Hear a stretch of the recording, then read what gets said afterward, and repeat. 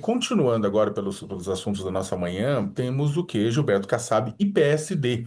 O presidente nacional do PSD, Gilberto Kassab, vive um dilema, enquanto repete sucessivamente que o partido terá candidato próprio, candidatura própria à presidência da República neste ano. Parte das bancadas estaduais, principalmente no Nordeste do país, já trabalha apoiando a reeleição do presidente Lula.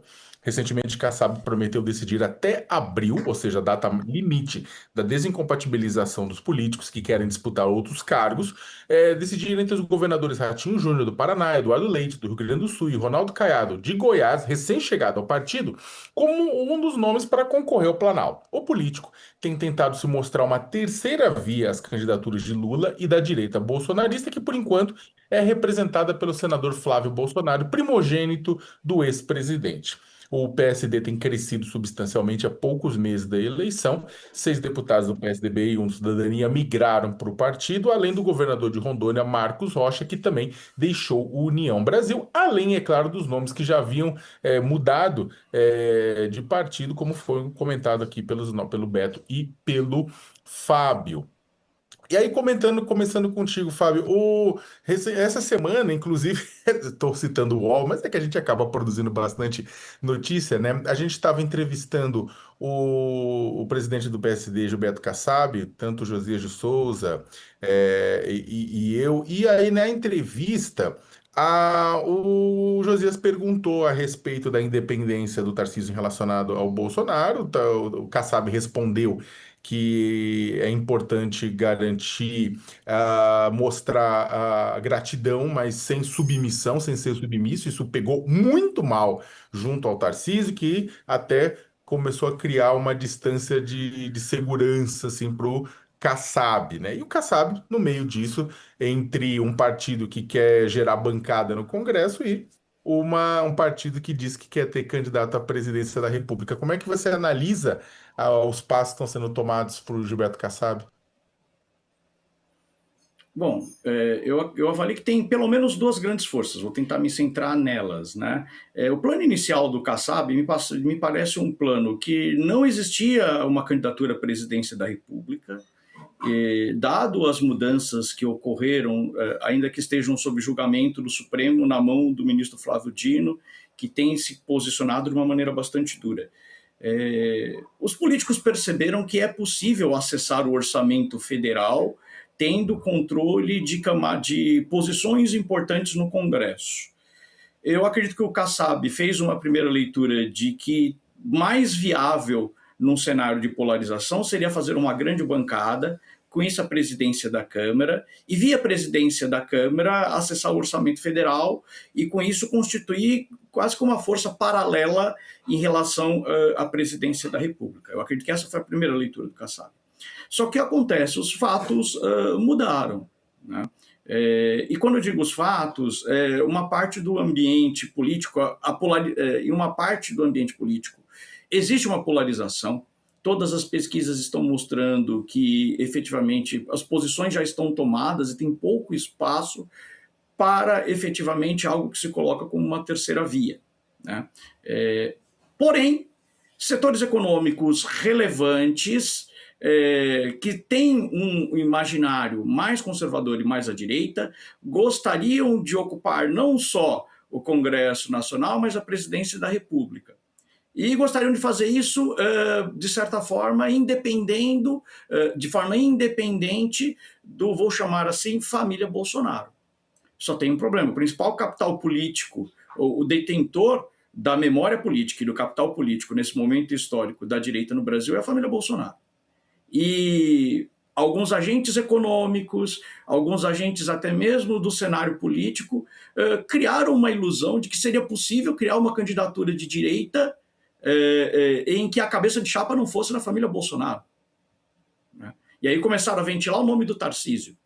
Me parece que nesse momento, até pela proximidade do Kassab com essas forças econômicas, ele, de certa forma, viu uma oportunidade e tentou viabilizar o nome do Tarcísio. Né?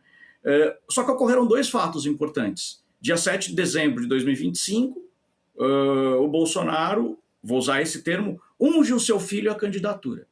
Muita gente, muitos analistas falaram, não, é fogo de palha. E eu lembro que eu estava nesse canal do UOL e falei, é para valer, não se coloca. O gênio saiu da lâmpada, não empurra de novo para a lâmpada. Qual que vai ser efetivamente o grande benefício político que vai ser dado para a família Bolsonaro para eles abrirem mão da cabeça de chapa? O capital político é muito ligado ao sobrenome Bolsonaro. Não tem claro isso.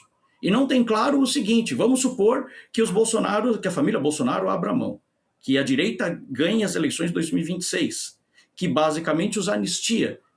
Eles vão ter que voltar a uma posição de submissão, o que é inadmissível para eles, pelo menos da forma com que eles veem. Então, aquela candidatura, para mim, nunca foi fogo de palha, para mim sempre foi para valer, a Vera. Né?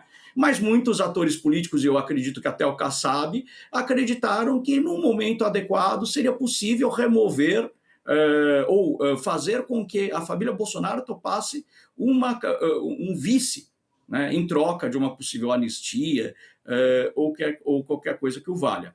Me parece que o Tarcísio, a despeito de ser novo, fez uma leitura mais correta e, basicamente, em momento nenhum quis atravessar. Então, estou vendo que a imagem já voltou, então estou falando demais, para devolver a palavra para você e para o Beto. Essa é um pouco a minha análise. Basicamente, o Kassab agora, ele tem 3 nomes, e é só para complementar, eu diria o seguinte, que nesse momento a minha leitura é, quem tem 3 nomes tem nenhum. Ele vai ter que decidir primeiro qual dos 3 é o candidato, e me parece o seguinte, que o candidato que for será utilizado como moeda de troca para, num segundo turno, verificar quem oferece mais para o PSD para efetivamente ter um apoio. Fora a questão das bancadas regionais. No Nordeste, o pessoal vai querer migrar para o Lula, e no Sul e Sudeste, basicamente, os candidatos do PSD vão estar associados menos à candidatura do PSD e mais à candidatura do Bolsonaro, da família Bolsonaro. Ô Beto, obrigado, Fábio, pela análise, né? E agora eu vou jogar para o Beto, né? Para não ir, repetir, até porque o Fábio falou bastante com relação a essa questão da conjuntura do PSD neste exato momento, mas eu queria aproveitar o gancho, né, deixado para colocar a questão da vice-presidência da República e da chapa do Lula, né? Tá lá o Alckmin. O Lula, na entrevista para Daniela Lima, lá em Brasília, falou que o Alckmin e o Haddad têm um papel importante a desempenhar na eleição de São Paulo, né? Muito se discutiu desde então que parte do PT, outros partidos têm discutido que são 2 nomes para concorrer ao governo, tal qual que o Simone Tebet também é. E aí, por que que eu faço essa ligação na questão dos vices no meio de tudo isso?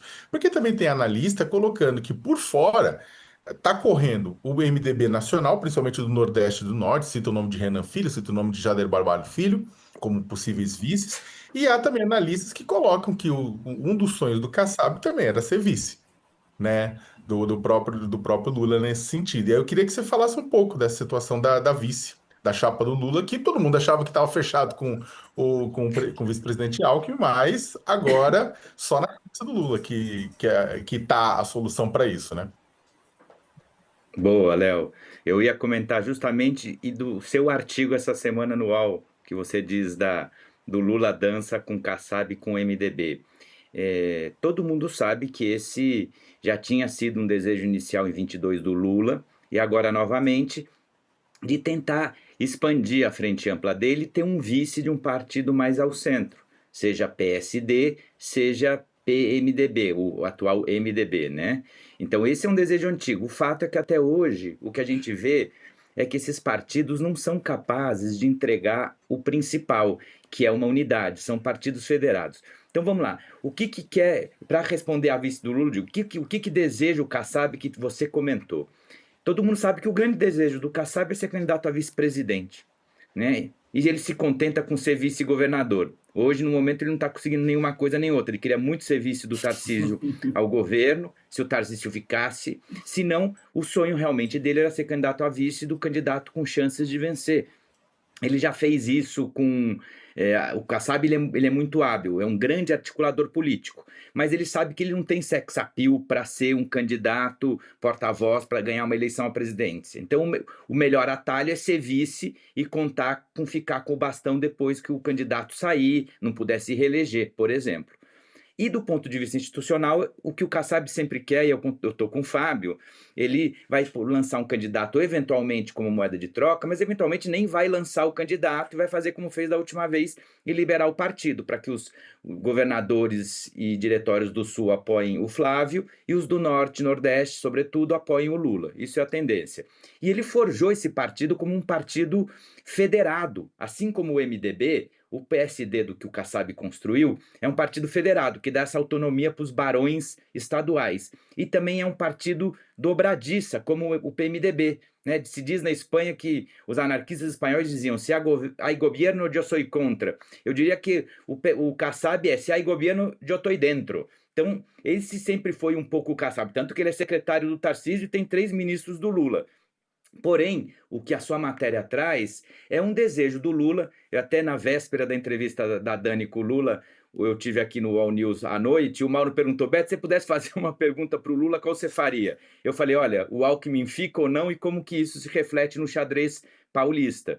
Porque eu acho que efetivamente esse é o desejo do Lula, mas neste momento ele não tem como garantir. Porque seja o Helder Barbalho, governador do Pará, seja o Renan Filho, ministro dos Transportes, ex-governador das Alagoas, seja o Kassab ou outro nome do PSD, o Kassab e o Baleia Rossi, presidentes do PSD e do MDB, não tem como entregar o partido inteiro numa aliança presidencial.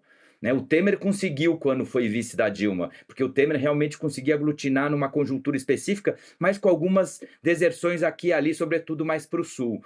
Agora, hoje, o MDB e PSD, e esses nomes que a gente citou, que você falou, eu repeti aqui, eles gostariam muito de ser o vice do Lula, mas os seus partidos não querem que eles sejam. Então, é uma situação muito difícil. O Kassab vai aproveitar como bom partido dobradiça, ou seja, se a esquerda está no poder, ele está com a esquerda, se a direita está com a direita, ele vai usar esse processo para tentar negociar. Ao que parece, uma situação onde o Lula se fortalece, porque o nome do Flávio é uma candidatura que não inspira, né, grandes esperanças na direita institucional, então ele fica numa situação mais difícil. Depois dessa fala que ele fez do Tarcísio, deixou claro que o Tarcísio ficou muito incomodado. Parece que o Tarcísio só aceita a humilhação do Jair Bolsonaro, ninguém mais pode humilhá-lo. O Jair pode à vontade, os outros não podem, mas isso deu também uma esfriada na relação. Agora, por ser esse partido dobradice e federal, juntando com o tema anterior que a gente falava, com a fala do Fábio, que eu estou bem de acordo a partir de 2016 para cá, o que a gente vê é que a gente precisaria de um partido de direita que pudesse tentar disputar com a extrema-direita bolsonarista a liderança da oposição, para ter um polo alternativo ao PT e ao presidente Lula que fosse de direita, mas democrático. E não antidemocrático, anticivilizatório, pré-moderno, né? Assim, a gente precisaria de uma direita institucional, o que é muito difícil no mundo. O Fábio falou, a gente tem visto no mundo inteiro, alguns países a direita tradicional ainda resiste, como na Alemanha, na Espanha, em Portugal, mas a extrema-direita vai crescendo forte. Em outros partidos ela já é hegemônica e está no poder, como na Itália, como nos Estados Unidos, como na Argentina, como no Chile, como na Hungria, como a gente viu no Brasil 4 anos atrás. Então, eu acho que a grande tarefa, e fecho com isso, Léo, a grande tarefa do país, do Brasil, da política brasileira para a nossa democracia, seria que tivesse uma candidatura democrática de direita. Não parece ser que o Kassab está disposto a fazer isso ocupando o lugar do PSDB, porque ele não quer ser um novo PSDB. Ele quer ser, infelizmente, um novo MDB, que é aquele que combina com todo mundo, mas nunca tem uma cabeça de chapa forte. Infelizmente, eu acho que essa é a tarefa pendente da política brasileira, para a gente poder virar essa página tão trágica do extremismo que a gente viu nos últimos anos, né, com os líderes desse grupo político na cadeia por liderar a organização criminosa armada, entre outras peripécias. Não, essa sua declaração sobre, esse seu comentário, se que o governador Tarcísio de Freitas aceita a humilhação do Bolsonaro, mas não aceita do Kassab, né? É verdadeira, porque essa acho que é a grande, inclusive, a grande discussão que se colocou nos últimos dias após a visita humilhante do Tarcísio a Papudinha, em que ele foi lá para ouvir do Bolsonaro de que vai ter que ajudar o primogênito dele a chegar ao Palácio do Planalto e que ele esperasse a vez dele, né? Logo, o governador do estado de São Paulo, que é sempre naturalmente candidato à presidência da República desde sempre no Brasil.